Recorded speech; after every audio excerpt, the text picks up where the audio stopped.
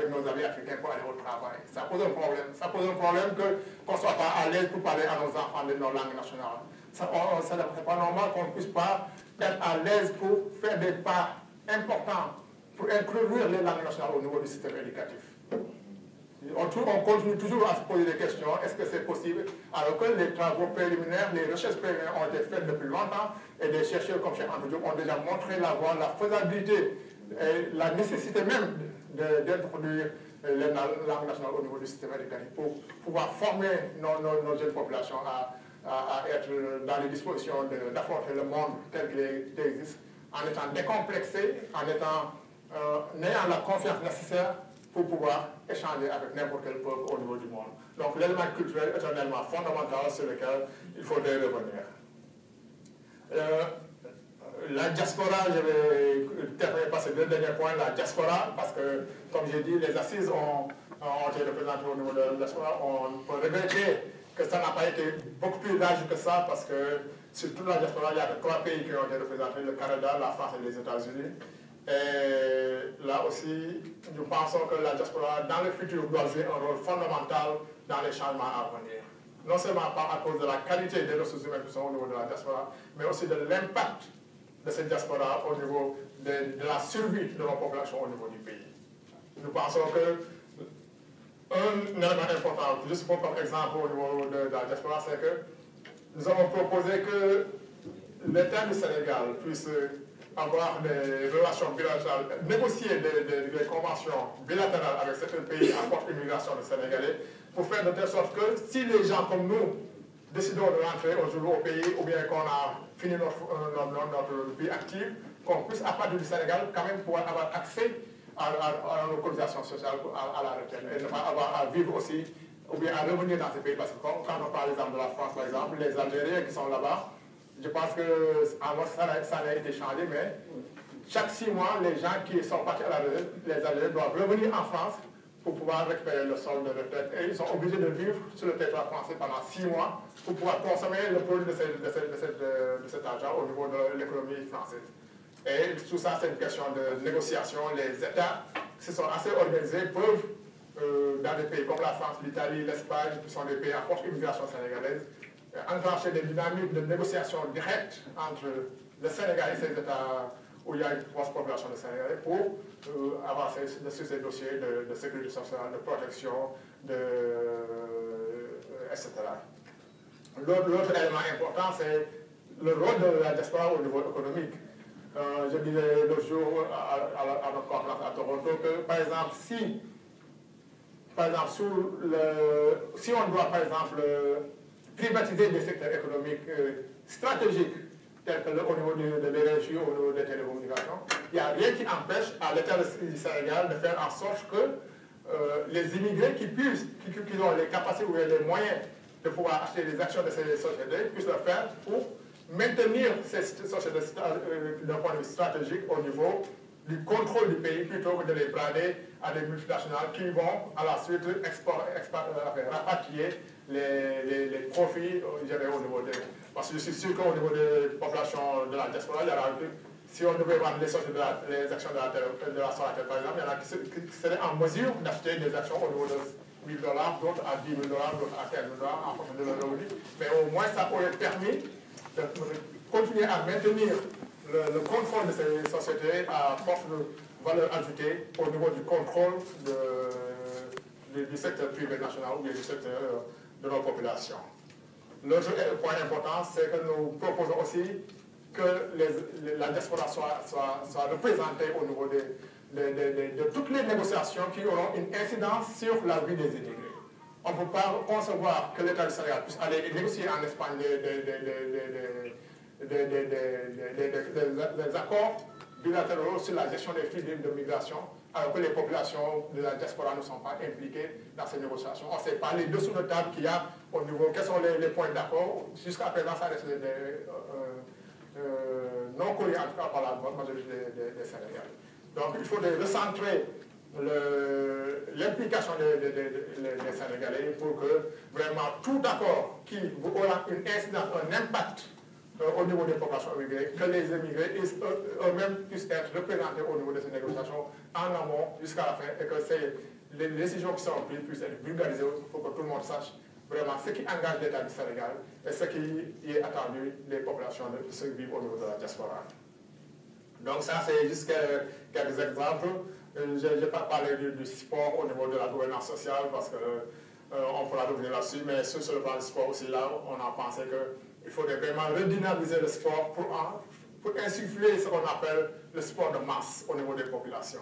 Imaginez par exemple qu'au niveau qu'on dise que par exemple au niveau de la SICAP par exemple, que le premier samedi de chaque mois, tous les leaders politiques, les ministres qui habitent au niveau de la SICAP vont organiser une séance de sport collectif pour tout le quartier, où tous les jeunes vont sortir avec le ministre en jogging et puis vont aller faire du sport de masse pendant 1 heure de temps. Ça permet de mettre en contact déjà les leaders politiques avec les populations pour communiquer avec eux de façon permanente, mais ça permet aussi d'insuffler cette culture, cette nécessité d'insuffler à la jeunesse la pratique du sport de masse, qui est la première arme de prévention contre beaucoup de maladies au niveau du pays.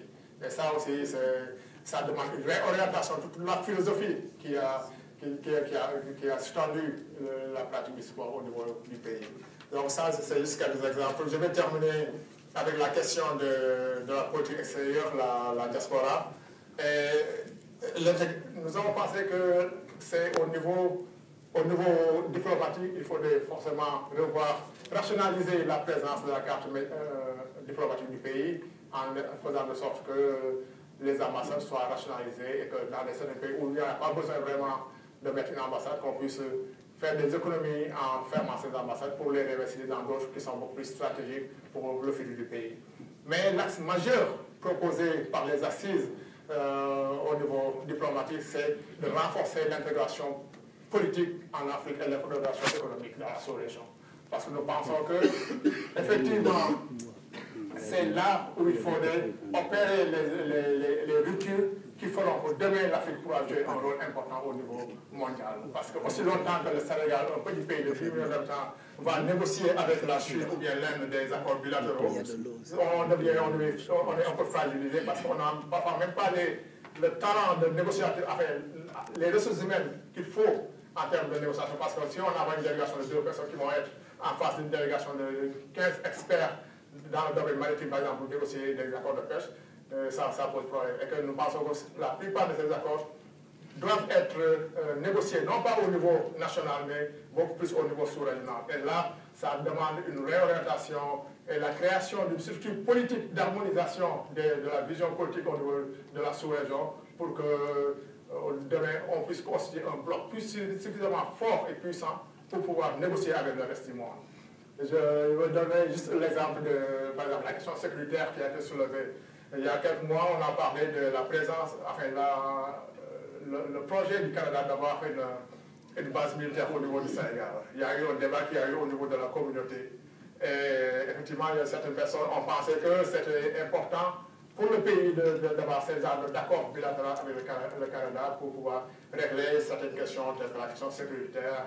On a avancé la présence de l'ACMI au niveau du Sahara, etc.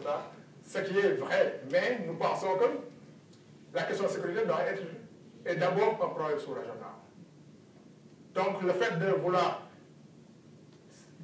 avoir des relations bilatérales entre le Sénégal et le Canada pour régler le danger ou le risque d'avoir des narcotrafiquants s'implanter au Sénégal ne résout pas le problème, parce que si cette porte est fermée, le problème va se déplacer au niveau de la Guinée ou de la Guinée-Bissau. Donc ce sont des problèmes d'abord sous-régionaux qui demandent une vision sous-régionale avec une volonté politique claire pour pouvoir résoudre ce problème-là, et non pas privilégier un peu une sorte d'approche bilatérale qui est souvent une relation assez déséquilibrée, si je peux dire, entre nos pays qui sont faibles politiquement pour pouvoir faire avancer leurs intérêts dans les négociations avec des puissances telles que les États-Unis, qui ont un projet effectivement d'implantation d'une base militaire dans certains pays de l'Afrique, ou bien le Canada, ou bien l'Union européenne. Et nous pensons que l'accent doit être mis dans le renforcement d'abord de la vision d'intégration politique, parce que c'est ça qui va déterminer la vision où est-ce qu'on veut amener l'économie. C'est cela qui va dire quel genre de rapport nous voulons entre les différents pays. Et que on ne peut pas dire que oui, il faut juste régler la question politique d'abord et aller sur la question économique de l'intégration économique, ou bien vice-versa. Mais ce sont deux questions qui sont reliées, qui sont interdépendantes. Chaque résolution d'un aspect de ce problème-là va influer sur l'autre aspect. Donc il faut avancer sur les deux fronts, non pas essayer de dire que oui, c'est l'intégration économique qu'il faut d'abord et après on va passer à la politique, ou bien il faut d'abord une équilibre politique et puis après on va voir ce qu'on va faire au niveau économique. C'est des questions qui sont dialectiquement liées et qu'il faudrait essayer d'aller à fond au niveau des deux questions. La dernière question, là c'est dommage qu'au niveau des élections de cette année, on n'a pas eu vraiment un débat de fond sur les projets de société, sur deux questions fondamentales. La première, c'est la question de la monnaie. Personne n'a pu discuter cette question fondamentale qui va déterminer l'avenir du Sénégal ou bien des pays de la zone française.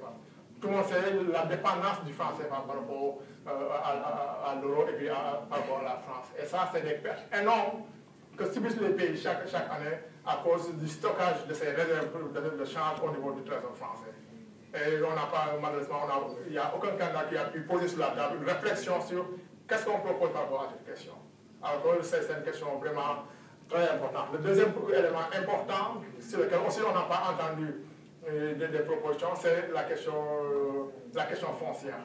Tout le monde constate qu'il y a une tendance récente qui consiste à avoir des multinationales ou bien des pays venir pour essayer d'acheter des terres agricoles au niveau de l'Afrique, au niveau du Sénégal, au niveau de tous les pays africains. Ça se passe au niveau de la Namibie. On va tous les fermiers blancs déjà en Afrique du Sud, à la fin de l'apartheid, se déplacer pour aller en Namibie.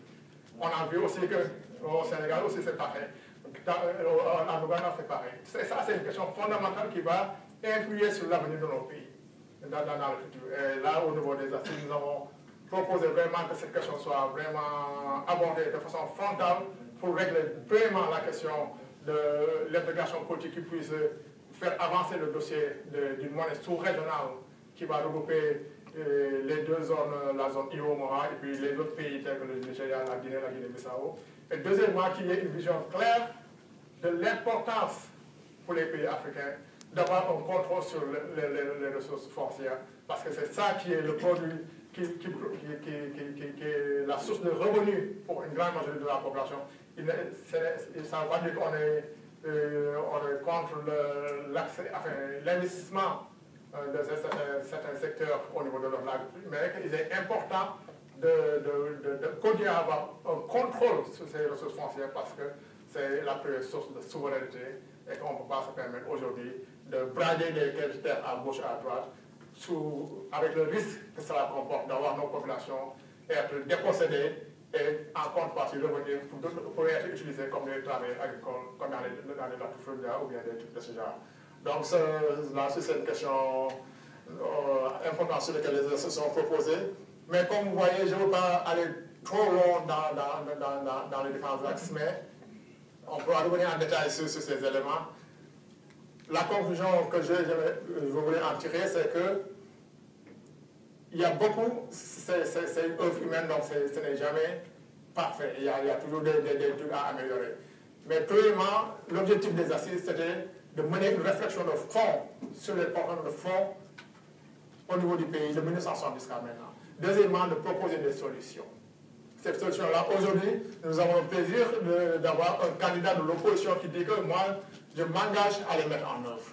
Ce qui est une bonne chose, parce que c'est pourquoi nous pensons que l'élection de demain est une élection cruciale parce que nous savons tous qu'avec le maintien du régime libéral, du régime de Wade sur place, il n'y a aucune chance qu'on puisse mettre en œuvre ces conclusions.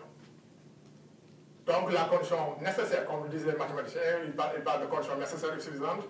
La condition nécessaire qu'il faudrait pour l'application des assises, c'est que d'abord le régime de Wade puisse ne plus être au pouvoir demain. Donc ça c'est une question fondamentale, c'est pourquoi nous avons pensé que les assises, le peuple des assises devrait se prononcer clairement au niveau de ce second tour-là pour effectivement dire que Wade, qui au départ n'avait pas le droit de participer à ces élections, ne doit plus diriger le pays à partir du 26 mars. Deuxièmement, ce n'est pas parce que c'est une condition nécessaire, est-ce qu'elle est suffisante? Elle n'est pas suffisante.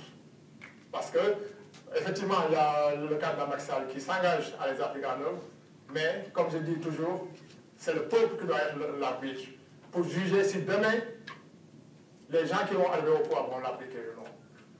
Il faut laisser